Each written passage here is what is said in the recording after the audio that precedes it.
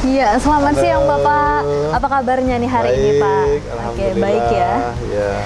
Nah pemirsa, sekarang saya sedang bersama Bapak Insinyur Haji Cornelis Buston, Ketua DPRD Provinsi Jambi. Kira-kira informasi apa yang akan disampaikan oleh Bapak Cornelis Buston? Tetap saksikan lebih dekat.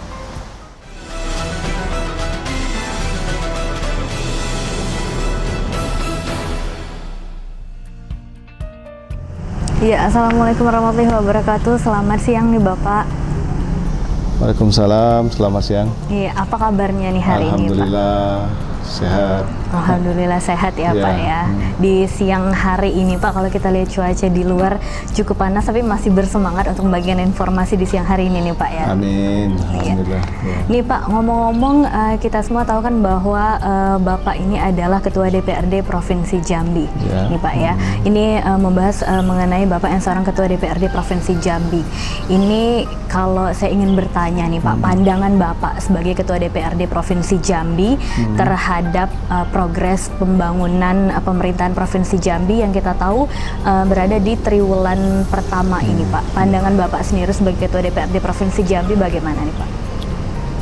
Baik, saya ingin juga menyampaikan kalau mengenai progres pembangunan di triwulan pertama itu ada laporan LKPJ kemarin itu menyebutkan bahwa baru sebanyak 9,9%, nggak sampai 10% penyerapan anggaran di triwulan pertama ini.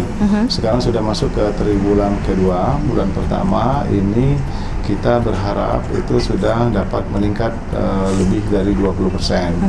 Karena kalau belum sampai 10% di triwulan pertama itu berarti itu belanja modal belum dimulai. Itu baru tahapan hanya belanja pegawai saja yang dikeluarkan. Nah, di triwulan kedua ini kita berharap belanja modal sudah harus dimulai. Artinya kalau udah harus ditenderkan, harus segera ditenderkan.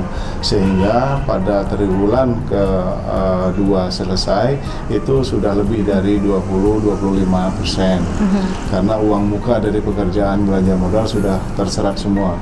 Itu harapan kita. Oke, nah tadi berbicara tentang penyerapan anggarannya kan baru 9,9% ya untuk triwulan pertama sendiri. Itu faktor apa yang mempengaruhi anggaran yang pada triwulan pertama ini hanya mencapai 9,9% Pak? Ya, yang pertama itu yaitu tadi saya sampaikan bahwa kalau baru 9, sekian itu artinya baru belanja pegawai saja yang contohnya gaji, honor dan yang lain-lain itu yang baru terbayarkan. Tapi kalau untuk proyek belanja modal itu belum dilaksanakan. Itu yang pertama. Hambatan yang pertama itu mengenai ketakutan. Semacam ada ketakutan dari pihak eksekutif, para kepala dinas mungkin atas kejadian yang baru-baru ini itu bisa juga menjadi pengaruh. Tapi kalau menurut saya itu semua keterlambatan itu juga akibat dari proses perencanaan yang terlambat, sehingga belanja modal itu belum dapat dilaksanakan pada triwulan pertama itu. Kalau udah masuk triwulan kedua, udah masuk belanja modal sudah ditenderkan segala macam, sudah mengambil uang muka itu saja sudah 20%, sehingga 20-30% sudah dapat terserap. Itu kendalanya itu mungkin pelaksanaan belanja modal belum dimulai. Ya. Nah ini kan kita Pak sudah baru memasuki triwulan kedua. Nah ini di triwulan kedua sendiri, ini menurut Bapak sebagai Ketua DPRD Provinsi Jambi apa yang harus dilakukan nih Pak? Di triwulan kedua itu ya itu tadi kita kalau masalah belanja modal harus segera dilaksanakan, proyek tender-tender dan yang lain-lain harus dibelanjakan segera, karena serapan ini adalah suatu hal yang sangat berdampak kepada perekonomian masyarakat. Itu makanya kita harus kejar di dalam triwulan kedua ini paling tidak 20-30% harus terserap. Itu selanjutnya dari pemerintah para pihak eksekutif,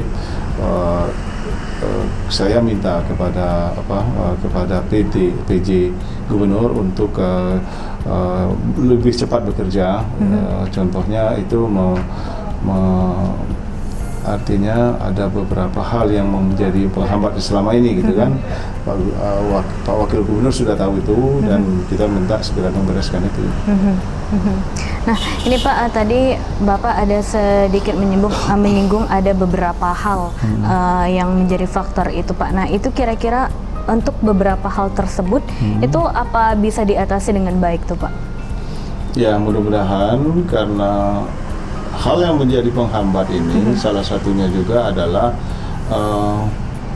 kepala dinas yang masih PLT. Ya, kepala dinas yang masih PLT ada yang merangkap jabatan gitu kan. Contoh seperti PUPR dijabat oleh PLT, yang menjabatnya adalah kepala dinas PUPR SDM, sehingga ini juga memberatkan kinerja daripada kepala dinas itu sendiri. Jadi sehingga kita berharap supaya PLT Gubernur untuk segera merolling atau saya dengar sudah harus ditenderkan untuk pelelangan kepala dinas ada 5 atau 7 kepala dinas yang harus segera dilelangkan. Nah, kalau ini sudah selesai, mungkin kita berharap supaya tidak ada hambatan lagi di pejabat-pejabat PLT tersebut. Nah, ini Pak, kalau kita berbicara mengenai sektor apa yang perlu dibenahi oleh pemerintah, ini kira-kira sektor apa yang perlu dibenahi oleh pemerintah Provinsi Jambi untuk memastikan bahwa pembangunan daerah ini tetap bisa berjalan dengan maksimal nih Pak? Ya, banyak sektor yang paling banyak kegiatannya itu adalah sektor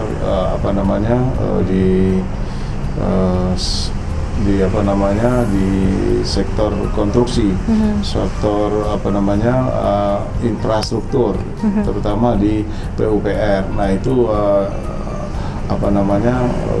paling banyak menyerap dana.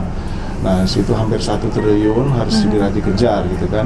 Nah, kembali lagi ke persoalan masalah PLT tadi, itu tidak akan sangat mengganggu PLT tersebut untuk melaksanakan dua dinas ini gitu. Makanya segera diisi dengan yang definitif gitu kan. Nah, sektor yang kedua yaitu sektor pendidikan. Nah, selanjutnya ada lagi sektor kesehatan, itu untuk segera diserap dananya karena itu akan berdampak sekali dengan kehidupan masyarakat.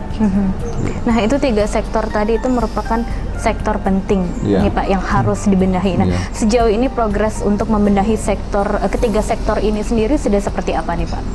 Nah, kalau tahun-tahun yang kedua, tahun 2018 ini agak sedikit memang terganggu, walaupun dapat segera diatasi dengan menunjuk PLT-nya Pak Wakil Gubernur ini untuk meneruskan estafet dari Pak Gubernur definitif kita Pak Zumi Zola, sehingga tidak ada persoalan untuk meneruskan segala sesuatunya. Nah, untuk itu Pak PLT Gubernur sekarang ini harus segera melaksanakan program-program yang dituntas ini dan diambil alih sehingga bisa berjalan dengan baik. Saya kira tidak menjadi persoalan gitu, sehingga bisa berjalan dengan semestinya. Oke, itu tadi informasinya Pak ya. Betul. Nah Pak, nanti kita setelah break, jeda komersial break yang satu ini, kita akan kembali lagi dan membahas informasi yang lebih menarik tentunya. Pemirsa jangan kemana-mana, tetap di Lebih Dekat.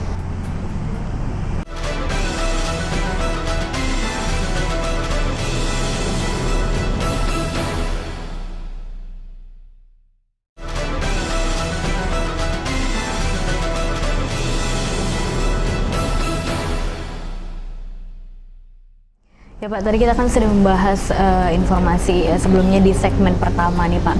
Nah, kali ini saya mau membicarakan tentang kasus yang sedang melanda pemerintah Provinsi Jambi. Kita tahu yang masyarakat Jambi juga sudah tahu bahwa Provinsi Jambi saat ini sesuai dengan tema kita kali ini Pak, menjawab kegalauan pembangunan Provinsi Jambi. Kita tahu Provinsi Jambi sedang sangat galau sekali kali ini nih, Pak. Nah, ini bagaimana pandangan Bapak tentang kondisi pemerintahan saat ini khususnya di Jambi pasca ditetapkannya Wakil Gubernur menjadi pelaksana tugas Gubernur nih Pak? Ya. Baik, saya ingin menjelaskan sedikit persoalan masalah yang baru-baru ini. Mungkin semua rakyat Jambi mengetahui adanya merupakan hal besar bagi pemerintahan kita ya. Hal besar ini adalah dengan ditetapkannya tersangka Bapak Gubernur kita ya, dan beberapa perangkat daerah, Pak Asisten, Pak Sekda, Kepala Dinas PU sini membuat kita tersentak dan sangat miris atas kejadian ini. Ini adalah hal besar, balak besar lah bagi kita semua rakyat Jambi, sehingga tersentak bahwa kita merasa terkaget dan terkejut sehingga menjadi shock semua gitu atas kejadian ini. Nah, untuk itu kita berharap kepada kepada rakyat Jambi untuk bisa menerima secara proporsional persoalan ini, bahwa semua ini atas kejadian ini tidak bisa kita salahkan semua kepada seluruh anggota DPR, sehingga kejadian ini semoga dapat diselesaikan dengan baik dan menjadi ya kita ambil hikmahnya lah atas kejadian ini semua. Nah, hal mengenai setelah ditetapkannya tersangkanya Pak Gubernur kita, sehingga ada dilakukan penahanan oleh KPK dan Mendagri telah menetapkan PLT Gubernur yaitu Pak Fahrauri Umar untuk melaksanakan tugas daripada Gubernur Jambi. Sehingga dalam hal ini mudah-mudahan karena Wakil Gubernur langsung yang menangani, sehingga apa menjadi program dan kepentingan rakyat tidak terganggu. Dan harapan kita semua kepada Pak Wakil Gubernur untuk bisa melaksanakan semua program-program yang telah direncanakan. Nah ini Pak, saya ingin bertanya, apakah kasus korupsi yang melanda Provinsi Jambi saat ini itu mempengaruhi jalannya pemerintahan sendiri? Ya, awalnya sih ya, awalnya jelas itu mempengaruhi semua, karena hampir seluruh kepala dinas itu menjadi saksi di KPK.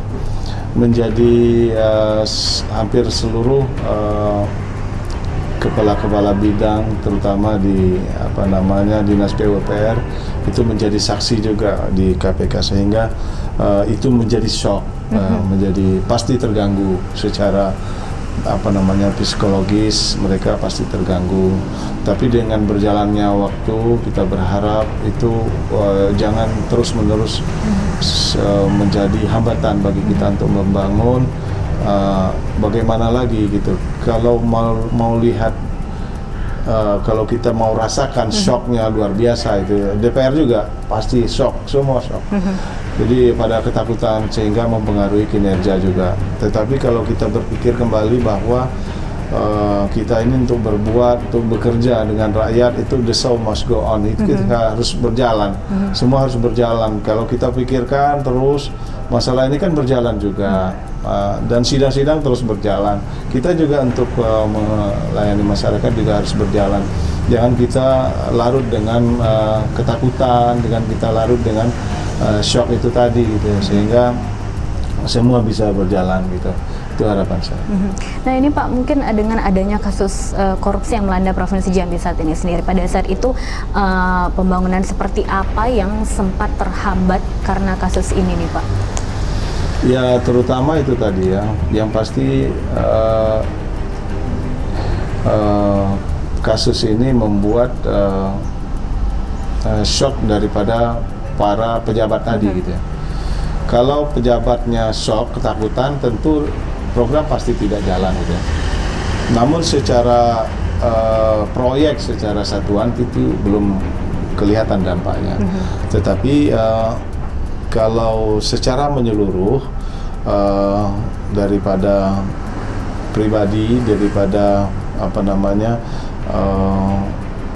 kepala dinas pasti ada pengaruhnya terhadap sehingga itu menjadi program-program mereka di dinas itu agak terhambat.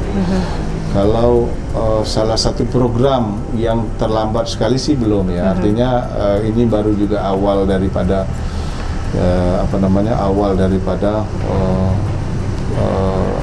triwulan pertama gitu ya. Kemarin kan kejadiannya pada saat setelah kita Ketok Palu, selanjutnya langsung kejadian ada OTT. Nah, tetapi APBD tetap berjalan gitu, tidak ada pengaruh terhadap itu. Kenapa ada pertanyaan pada saat APBD-nya gimana? Pada saat itu kita ada persoalan dengan Ketok Palunya, persoalan saya bilang APBD-nya tetap berlaku, APBD-nya tetap sah gitu. Yang mengesahkan itu adalah Mendagri. Setelah kita kesahkan itu di paripurna, kita mengajukan evaluasi dari Mendagri dan udah keluar. Ya itu tidak jadi persoalan. Jangan sampai menjadi gaji orang gimana? Kalau nggak gimana mau bayar gaji kalau tidak disahkan APBD-nya gitu. Itu saya kira. Oke. Nah, ini kan kita tahu Pak, sekarang untuk sementara ini hal-hal ataupun yang sudah direncanakan oleh gubernur sebelumnya Bapak Zumi Zola itu harus dijalankan juga oleh pemerintah Provinsi Jambi dengan diketuai oleh Bapak Fahrori Umar ini tadi. Nah, kita tahu bahwa masyarakat masih banyak yang mengkhawatirkan hal yang serupa akan terjadi. Mungkin masukan seperti apa atau pandangan seperti apa dari Bapak sendiri kepada Bapak Fahrori ini, Pak? Ya, itu saya secara pribadi itu sudah juga menyampaikan kepada Pak Fahrori sebagai PLT Gubernur. Itu banyak di daerah-daerah lain juga terjadi begitu ya. Kita juga tidak mau itu terjadi di Jambi. Persoalan itu seperti kejadian di Sumatera Utara. Setelah gubernurnya kena, wakilnya naik, wakilnya pun kena gitu kan. Nah, itu yang kita jangan sampai terjadi di daerah kita. Kalau sudah begitu artinya itu sangat mengganggu sekali untuk kepentingan rakyat gitu kan. Hati-hati ini maksud saya dari celah kekurangan dari Pak Zumi Zola itu bisa dipelajari, bisa jadi ukuran bagi Pak PLT Gubernur ini gitu loh. Jangan dia buat lagi seperti itu gitu loh. Ya, maksud saya begitu. Jadi beliau sudah saya sudah sampaikan begitu, bisa melaksanakan apa yang kalau dia sih tinggal melaksanakan saja sebenarnya. Semua perencanaan sudah selesai semua dan dia tinggal laksanakan. Kalau memang dia tidak macam-macam sih tidak masalah sih itu. Nah, di sini sebagai PLT tentunya mengemban tugas yang sangat berat nih Pak. Dan ketika nanti Bapak Fahrori Umar sendiri sudah menjadi Gubernur Jambi sendiri, tentunya Bapak Fahrori membutuhkan wakil untuk itu semua. Nah, ini untuk mekanisme kerja sendiri bagaimana nih Pak? Ya, jadi sekarang ini gubernur kita masih Zumi Zola, tetapi nonaktif gitu ya, nonaktif karena beliau ditahan gitu. Kalau seandainya beliau tidak ditahan, ya tentu dia masih gubernur kita gitu. Nah, jadi karena dia ditahan, jadi dia nonaktif dan Pak Fahrori diangkat menjadi PLT gitu. Nah ini sampai saat nanti ingkrah. Apakah dia bersalah atau tidak gitu. Kalau dia tidak bersalah, dikembalikanlah dia, dipulihkan menjadi gubernur lagi dan dia bebas tentunya. Tapi kalau dia bersalah, sudah ingkrah itu ya, dan Pak Fahrori didefinitifkan oleh Mendagri. Itu definitifkan menjadi gubernur Jambi gitu ya. Nah itu mekanismenya. Jadi setelah ingkrah dan Pak Fahrori dilantik menjadi Gubernur Jambi, selanjutnya baru DPR menyurati untuk usulan wakil gubernur kepada partai-partai pengusung. Partai pengusung mereka kemarin adalah PAN dan PKB, selanjutnya Hanura dan apalagi satu lagi ya, Golkar dan P3 ya. Nah itu, jadi mengusulkan 2 nama gitu untuk bakal wakil gubernur, nanti dipilih di DPR. Nanti setelah dipilih di DPR barulah kita kirimkan kepada Mendagri untuk dikukuhkan. Gitu kan mekanisme. Oke, sejauh ini berarti ketika memang nanti Bapak kita berharap gubernur kita itu tidak terbukti bersalah, tapi ketika nanti ternyata terbukti bersalah, tentunya Bapak Fahrori akan menjadi gubernur Jambi. Nah, ini beliau akan menyelesaikan program Jambi Tuntas yang sudah sebelumnya dicanangkan oleh Bapak Gubernur Jambi Zumi Zola, atau mungkin ada program-program baru yang akan dilaksanakannya nih Pak? Iya, tergantung dia. Artinya dia berpasangan sama Zumi Zola kemarin ya, tentu itu adalah hasil pemikiran, hasil visi dan misi gubernur pasangan Zumi Zola dan Pak Fahrori. Ya tentu saya kira tinggal meluruskan saja. Saya kira tidak ada hal yang harus diganti gitu. Tapi tidak tahu kalau seandainya ada usulan dari perencanaan yang mau dirubah. Artinya dari RPJMD-nya, program jangka menengahnya harus dirubah, ya kita rubah saja. Kita di DPR tinggal menunggu saja. Kalau seandainya ada perubahan, kita rubah. Tapi kalau memang tidak, ya kita teruskan saja. Saya kira tidak ada persoalan. Nah, oke Pak, ini nanti kita akan berbicara mengenai informasi, tentunya masih tema kita kali ini menjawab kegalauan pembangunan Provinsi Jambi. Tapi setelah komersial berikut ini Pak, jangan kemana-mana pemirsa, tetap di Lebih Dekat.